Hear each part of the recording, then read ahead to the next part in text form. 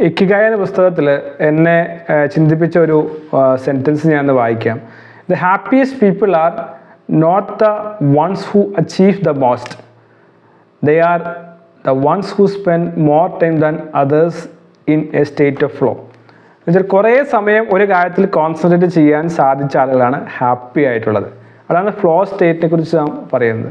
അപ്പോൾ ഇതിനകത്തൊരു ഭാഗമാണ് human as A ritualistic beings എന്ന് പറയുന്നത്. അതിനകത്ത് ഇപ്പോൾ ജപ്പാനിലെ റിലീജിയൻസായ കൺഫ്യൂഷ്യസം, ബുദ്ധിസം, ഷിൻറ്റോയിസം ഇവരെല്ലാം ഫോളോ ചെയ്യുന്ന റിച്വൽസിനെ കുറിച്ചും പറയുന്നുണ്ട്. അപ്പോൾ നമ്മൾ പറഞ്ഞു വന്നത് ഫ്ലോ സ്റ്റേറ്റ് ആണ്. ഈ ഫ്ലോ സ്റ്റേറ്റ് അച്ചീവ് ചെയ്യുന്നത്, ഫ്ലോ സ്റ്റേറ്റ് പ്രാക്ടീസ് ചെയ്യുന്നവർ കൂടുതൽ ഹാപ്പി ആയിട്ട് കണ്ടെത്തി എന്നാണ് പറയുന്നത്.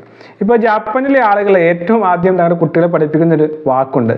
അതും ഈ പുസ്തകം നമുക്ക് കാണുവാൻ സാധിക്കും. ഗാൻബാരു എന്നാണ്. അപ്പോൾ ഗാൻബാരു എന്ന് പറഞ്ഞു കഴിഞ്ഞാൽ ടു പെർസീവ് എന്നാണ് പറയുന്നത്. പെർസിവിയറൻസിൻ്റെ വാക്കിൽ പെർസിവിയർ എന്ന് വെച്ചാൽ, പെർസിവിയറൻസ് എന്ന് വെച്ച് കഴിഞ്ഞാൽ ഹാർഡ് വർക്ക് പ്ലസ് കൺസിസ്റ്റൻസി. കുറേ അധികം സമയം വർക്ക് ചെയ്യാൻ, ഇനി കോൺസെൻട്രേറ്റ് ചെയ്യാനുള്ള കഴിവാണ് ടു പെർസീവിയർ എന്ന് പറയുന്നത്. അപ്പോൾ ഈ വാക്കാണ് ജാപ്പാനീസിലെ കുട്ടികൾ ആദ്യം തന്നെ പഠിക്കുന്ന വാക്ക് എന്ന് പറയുന്നത്. അത്രമാത്രം പ്രധാനപ്പെട്ടൊരു കാര്യമാണിത്.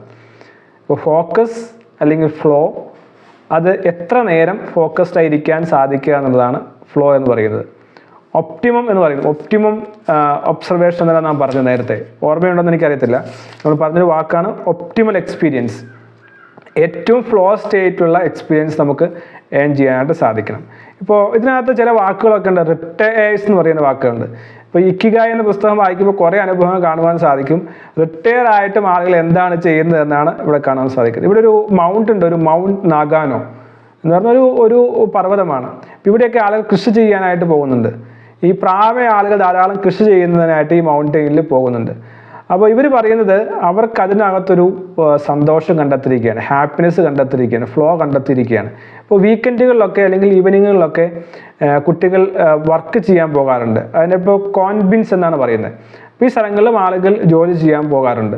അപ്പോൾ അവിടെ ഒരു സന്തോഷകരമായിട്ടുള്ള അവസ്ഥ അവർക്ക് കണ്ടെത്തുവാനായിട്ട് സാധിക്കും. ഇപ്പോൾ നാം ഇക്കിഗായ എന്ന ഹാബിറ്റ് അല്ലെങ്കിൽ ഫ്ലോ സ്റ്റേറ്റിനെ കുറിച്ച് പറയുമ്പോൾ ഒരു വിഭാഗം ആളുകളെ കുറിച്ച് ഓർക്കേണ്ടതായിട്ട് ടക്കുമീസ് എന്നാണ് പറയുന്നത്. ടക്കുമീസ്, TAKUME എന്ന് പറയുന്നത്. അപ്പോൾ ഇവർ വളരെയധികം ഫോക്കസ്ഡായി വർക്ക് ചെയ്യുന്നതിൽ വളരെ ഫേമസ് ആയിട്ട് ആളുകളാണ്. ഇപ്പോൾ ജാപ്പാനിലെ ടൊയോട്ട കമ്പനിയിൽ ഇവർ മാനുവലായിട്ട് ചില കാര്യങ്ങൾ ചെയ്യുന്നുണ്ട്. ചില സ്ക്രൂ ഉണ്ടാക്കുക, അതുപോലെ ഒരു ടേൺ ടേബിൾ എന്ന് പറയുന്ന ഒരു വസ്തു ഉണ്ടാക്കുക. ഇതെല്ലാം ചെയ്യുന്നത് ഈ ടക്കുമീസാണ്. അപ്പോൾ ഒരിക്കലും ഈ ഓതേഴ്സ് ഒരിക്കലും ഇവരെ കാണാനായിട്ട് പോകുന്നുണ്ട്. ഇവരെല്ലാം മെയിൻ ഫാക്ടറിയിൽ നിന്ന് കുറച്ചൊക്കെ മാറി ഒരു പ്രത്യേക റൂമിലാണ് ഇരിക്കുന്നത്. ആ റൂമിന് നടുക്ക് ഇവർ ഇരിക്കുകയാണ്. ഇവരുടെ ജോലി കാണാൻ നല്ല രസമാണ്. ഇവരുടെ ഹാൻഡെല്ലാം മൂവ് ചെയ്യുന്നത് താളാത്മകമായിട്ടാണ് പറയുന്നത്. എന്ന് വെച്ചാൽ അവരതിനകത്ത് മുഴുകി ഇരുന്നുകൊണ്ട് എൻജോയബിളായി ചെയ്യുകയാണ്.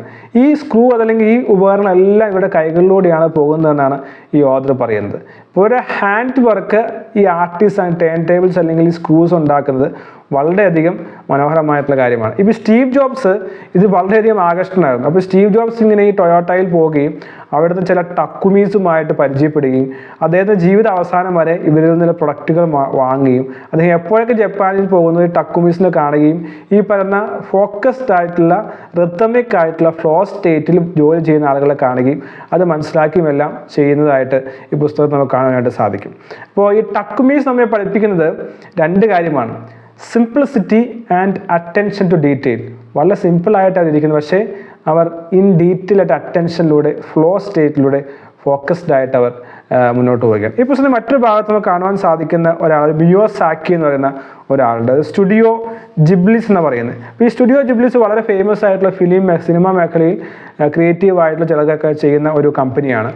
അപ്പോൾ ഇദ്ദേഹം റിട്ടയർമെൻ്റ് ആകുകയാണ്. റിട്ടയർമെൻ്റ് ആയ ശേഷം അദ്ദേഹത്തിന് പോകാൻ സാധിക്കുന്നില്ല. അദ്ദേഹം അത്രമാത്രം ആ ജോലി ഇഷ്ടപ്പെട്ടിരുന്നു. സന്തോഷത്തോടെ അദ്ദേഹം അതിനെ ആസ്വദിച്ചിരുന്നു. അപ്പോൾ അദ്ദേഹം റിട്ടയർ ആകുമ്പോൾ പേപ്പറുകളൊക്കെ വാർത്തയൊക്കെ വരുന്നുണ്ട്. അദ്ദേഹം ലാസ്റ്റ് ഡേ വർക്കിനെ കുറിച്ചെല്ലാം പരിചയപ്പെടുത്തുന്നുണ്ട്. പക്ഷെ പിറ്റേ ദിവസം അദ്ദേഹം നോക്കിയപ്പോൾ ഓഫീസിൽ അല്ലെങ്കിൽ വർക്ക് പ്ലേസിൽ വന്നിരിക്കുകയാണ്. അത്രമാത്രം ഫ്ലോ സ്റ്റേറ്റ് അച്ചീവ് ചെയ്യാനായിട്ട് അദ്ദേഹത്തിന് സാധിച്ചു. അപ്പോൾ നമുക്ക് യങ്സ്റ്റീനെ കുറിച്ച് ചിന്തിച്ചു നോക്കാം. യങ്സ്റ്റീൻ വയലിൻ വളരെ ഇൻട്രസ്റ്റ് ഉള്ള ആളായിരുന്നു. ഫിസിക്സിൽ അദ്ദേഹം വളരെ ഇൻട്രസ്റ്റ് ഉള്ള ആളായിരുന്നു. അപ്പോൾ അതുപോലെ തന്നെ അത്രമാത്രം ഇൻട്രസ്റ്റ് നമുക്ക് കൊണ്ടുവരാനായിട്ട് സാധിക്കണം. ഇനി ഇതിനകത്ത് ഒരു പ്രധാനപ്പെട്ട ഒരു ഭാഗത്ത് മൈക്രോ ഫ്ലോ എന്നുള്ളൊരു വാക്കിനെ കുറിച്ച് പറയുന്നുണ്ട്. നേരത്തെ ഇതിനെക്കുറിച്ച് പറഞ്ഞിരുന്നു. മൈക്രോ ഫ്ലോ എന്ന് പറയുന്ന വാക്ക് തന്നെ ഈ സിസ്കൻസ് മിഹാലി എന്ന് പറയുന്ന ആളാണ് ഇൻട്രൊഡ്യൂസ് ചെയ്തത്, മൈക്രോ ഫ്ലോ എന്ന് പറയുന്ന ആശയം. അപ്പോൾ ഈ മൈക്രോ ഫ്ലോ എന്ന് പറയുന്നത് ഇപ്പോൾ ചില മൺഡെയിൻ ആയ ടാസ്ക് ഉണ്ട്. ചില ടാസ്ക് വളരെ ബോറിംഗ് ആയിരിക്കും. ഉദാഹരണത്തിന് സെക്യൂരിറ്റിയുടെ ജോലി കുറേ മൺഡെയിൻ ആയിരിക്കാം, അല്ലെങ്കിൽ റിസപ്ഷനിൽ ഇരിക്കുന്ന ആളുകളുടെ ജോലി മൺഡെയിൻ ആയിരിക്കാം. അവിടെയും ഒരു താളം കണ്ടെത്തുക. അപ്പോൾ ഇവർ ശ്രദ്ധിച്ച് മനസ്സിലായി അവരത് ആസ്വദിക്കുകയാണ്. ഒരാൾ വരുമ്പോൾ സ്വിച്ച്, ഇപ്പോൾ ചില സ്ഥലങ്ങളെല്ലാം സ്വന്തമായി ചെയ്യാവുന്ന കാര്യമുള്ളൂ. ഇപ്പോൾ സ്വിച്ച് ഇട്ടാൽ ഡോർ ഓപ്പൺ ചെയ്യും. സ്വന്തമായി ചെയ്യാൻ പറ്റുന്ന കാര്യങ്ങളാണെങ്കിൽ കൂടി ഇത്തരം ആളുകൾ അവിടെ ജോലി ആസ്വദിച്ച് ചെയ്യുകയാണ്. കാരണം അവർ ഫ്ലോ കണ്ടെത്തുകയാണ്. സ്വിച്ച് ഓൺ ചെയ്യുന്നു, അവർ കൈ കൂപ്പുന്നു, അവരെ ആനയിക്കുന്നു. ഈ ടാസ്ക് റിപ്പീറ്റ് ചെയ്ത് അവർ അവിടെ ഒരു താളം കണ്ടെത്തുന്നുണ്ട്. അപ്പോൾ അതാണ് ഇതിനെ അകത്ത് ഈ മൈക്രോ ഫ്ലോ എന്ന രീതിയിൽ ഇദ്ദേഹം അവതരിപ്പിച്ചിരിക്കുന്നത്. ഇതിൻ്റെ എസൻസ് എന്ന് പറയുന്നത് ഈ മൈക്രോ ഫ്ലോ എത്തിച്ചേരുക എന്നുള്ളതാണ്. മറ്റൊരു ഉദാഹരണം കൂടി ഞാൻ പറയാം.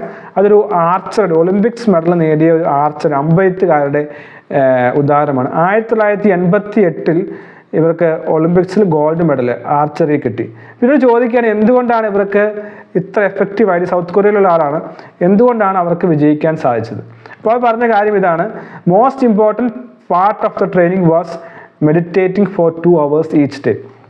അപ്പോൾ ഞാനിത് പല സ്ഥലങ്ങളിലും ക്ലാസ് എടുക്കാൻ പോകുമ്പോഴും 1% കുറഞ്ഞ ആളുകൾ മാത്രം, പലപ്പോഴും ട്രെയിനിങ്ങുകളൊന്നും ആരും തന്നെ എനിക്ക് ഒബ്സർവ് ചെയ്യാൻ സാധിക്കാറില്ല മെഡിറ്റേറ്റ് ചെയ്യുക എന്ന് പറഞ്ഞ ഹാബിറ്റ്. അത് ആരും തന്നെ ചെയ്യാത്തൊരു കാര്യമാണ് മെഡിറ്റേഷൻ. ഞാൻ പല പ്രാവശ്യം വീഡിയോ ചെയ്തിട്ടുള്ള കാര്യമാണ്. മൈൻഡ്ഫുൾനെസ് എന്ന പുസ്തകത്തെക്കുറിച്ചും മെഡിറ്റേഷൻ എന്ന പുസ്തകത്തെക്കുറിച്ചും മൈൻഡ്ഫുൾനെസ്സെക്കുറിച്ചും പല പ്രാവശ്യം പറഞ്ഞിട്ടുള്ള കാര്യമാണ്. അപ്പോൾ ഈ മെഡിറ്റേഷനാണ് ഇവരെ ജീവിതത്തിൽ വലിയൊരു ഫ്ലോ സ്റ്റേറ്റിലേക്ക് അച്ചീവ് ചെയ്യാനായിട്ട് സാധിച്ചത്. അപ്പോൾ ഈ മെഡിറ്റേഷൻ ചെയ്യുമ്പോൾ യഥാർത്ഥത്തിൽ ആൽഫ വേവ്സ്, തീറ്റ വേവ്സ് ഇതെല്ലാം ബ്രെയിനിൽ പ്രൊഡ്യൂസ് ചെയ്യപ്പെടുകയും അത് നമ്മുടെ ഫോക്കസും ക്രിയേറ്റിവിറ്റിയും ലോങ് ടേം പ്രൊഡക്ടിവിറ്റിയും കൂട്ടാനായിട്ട് ഇടയാക്കുന്ന കാര്യങ്ങളാണ്. അപ്പോൾ ഈ മെഡിറ്റേഷൻ വളരെ പ്രധാനപ്പെട്ട കാര്യമാണ്. ഫ്ലോ സ്റ്റേറ്റ് അച്ചീവ് ചെയ്യാൻ ആഗ്രഹിക്കുന്ന ആളാണെങ്കിൽ, ഒപ്റ്റിമൽ എക്സ്പീരിയൻസ്, ഒപ്റ്റിമൽ പ്രൊഡക്ടിവിറ്റി ഉണ്ടാക്കാൻ സാധിക്കുന്ന ആളാണെങ്കിൽ, ചെയ്യുന്ന കാര്യം എൻജോയ് ചെയ്യാൻ ആഗ്രഹിക്കുന്ന ആളാണെങ്കിൽ, ഫോക്കസ് വേണമെന്ന് ആഗ്രഹിക്കുന്ന ആളാണെങ്കിൽ നമ്മൾ ചെയ്യേണ്ട കാര്യമാണ് മെഡിറ്റേഷൻ. ഞാൻ ഈ ഭാഗം അവസാനിപ്പിക്കുകയാണ്. ഇക്കിഗായിൽ ഫ്ലോ കണ്ടെത്തുന്നതാണ് ജീവിതത്തിൽ ഹാപ്പിനെസ് ഉണ്ടാക്കുന്നത്. ആ ഫ്ലോ കണ്ടെത്തണമെങ്കിൽ ഡിസ്ട്രാക്ഷൻ ഒഴിവാക്കുകയും മൈൻഡ്ഫുൾനെസ് പ്രാക്ടീസ് ചെയ്യുകയും ചെയ്യേണ്ടത് ആവശ്യമാണ്. ഓർക്കുക, ഹൈ പെർഫോമൻസ് എന്ന് പറയുന്നത് ഡെലിബറേറ്റ് ആയിട്ടുള്ള, ഇൻറ്റൻഷണൽ ആയിട്ടുള്ള ആക്ടിവിറ്റിയാണ്. ബൈ ഡിഫോൾട്ട് ആയിട്ടോ അല്ലെങ്കിൽ നാച്ചുറലായിട്ട് വന്നു ചേരുന്നതല്ല എന്ന് ഓർക്കുക. അതുകൊണ്ട് മെഡിറ്റേഷൻ വളരെ മനോഹരമാക്കി മാറ്റുവാൻ സാധിക്കും. നാം ചെയ്യുന്ന കാര്യങ്ങളെ മനസ്സിലാക്കിക്കൊണ്ട് അത് ശ്രദ്ധിച്ചുകൊണ്ട് ലിവിങ് ഇൻ ദ പ്രസൻറ്റായി, ലിവിങ് ഇൻ ദ മൊമെൻ്റായി നിന്നുകൊണ്ട് തന്നെ നമുക്ക് സന്തോഷം കണ്ടെത്തുവാനും ഫ്ലോ കണ്ടെത്തുവാനും സാധിക്കും. അതിന് തീർച്ചയായും സാധിക്കട്ടെ. അടുത്ത ദിവസം അടുത്ത പുതിയ വിഷയവുമായി നമുക്ക് വീണ്ടും കാണാം. All the best.